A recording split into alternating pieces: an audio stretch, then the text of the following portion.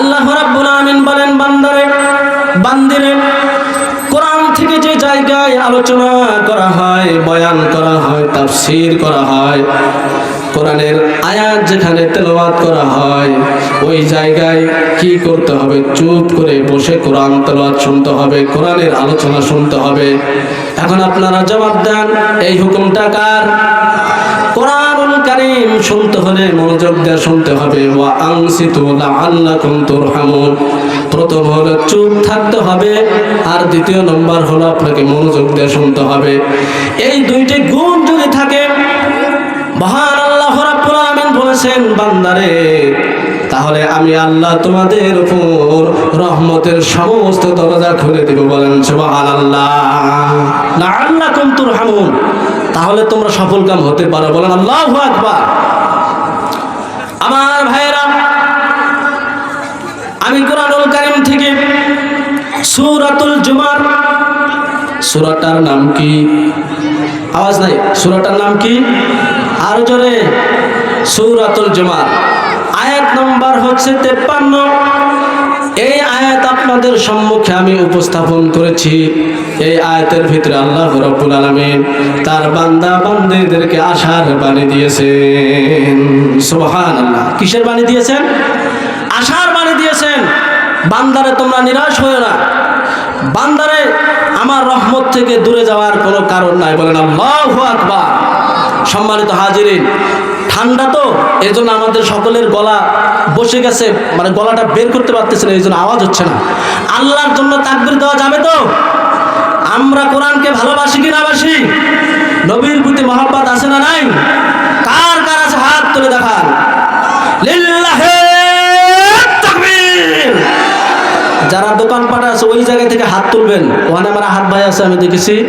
তারপরে এই যে আমার পাশে কাঠের ব্রিজের পাশে অনেক ভাইরা তারা আছেন, যে যেখানে আছেন ওইখান থেকে হাত তুলবেন। লিল্লাহি তাকবীর। আল কোরআনের আলো, আল হাদিসের আলো, আলেম ওলামা যেখানে। হাত নামান। ভালো লাগছে না একটু? সম্মানিত ভাইরা, আল্লাহ তাআলা কি দিয়েছেন? আশার বাণী দিয়েছেন।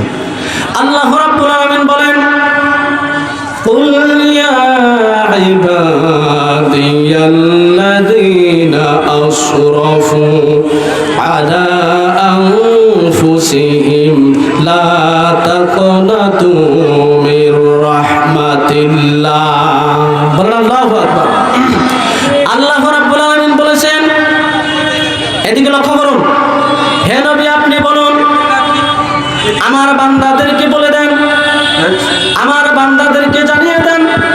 সম্মানিত হাজিরিন, আজকের মাহফিলের বিশেষ বক্তা এসে গেছে, আমার ছোট ভাই এইচ.এম. ইকরামুর রহমান। আমরা তার আলোচনা শুনবো। তারপরে পূর্বে আপনাদেরকে বলবো, এখন যে যেখানে আছেন সবাই বসে পড়ুন। সূরাটার নাম কি? সূরাতুল জুমার। আয়াত নম্বর কত? 53। আল্লাহ রাব্বুল আলামিন বলেছেন, বান্দারে, যতই গুনাহ করো না কেন, নবী হে আপনি আমার উম্মতদেরকে বলে দেন, আমার বান্দাদেরকে বলে দেন, আপনি আপনার উম্মতদেরকে বলে দেন, আমার গোলামদেরকে বলে দেন, তারা যতই গুনাহ করেছে কেন, যতই অন্যায় করেছে না কেন, আমি তাদের সমস্ত জীবনের সব গুনাহগুলো মাফ করে দিব। সুবহানাল্লাহ। তারা যেন আমার রহমত থেকে কি হয় না? নিরাশ হয় না। কার কথা বলেন মামা? কার কথা? আল্লাহর কথা। একটা আয়াত আলোচনার পিছনে এর শানে নজুল থাকে, ঠিক কি না? এই আয়াতটা কি কারণে আল্লাহ তাআলা নাজিল করলেন? কেন আল্লাহ পাক বান্দাদেরকে সান্ত্বনা দিয়ে বললেন, আমার রহমত থেকে, আমার মাগফিরাত থেকে নিরাশ হয়ো না। সম্মানিত হাজিরিন, তৎকালীন আরবের যুগে কিছু মুশরিক, শেষ কর, আরো দুইজন বক্তা আছে।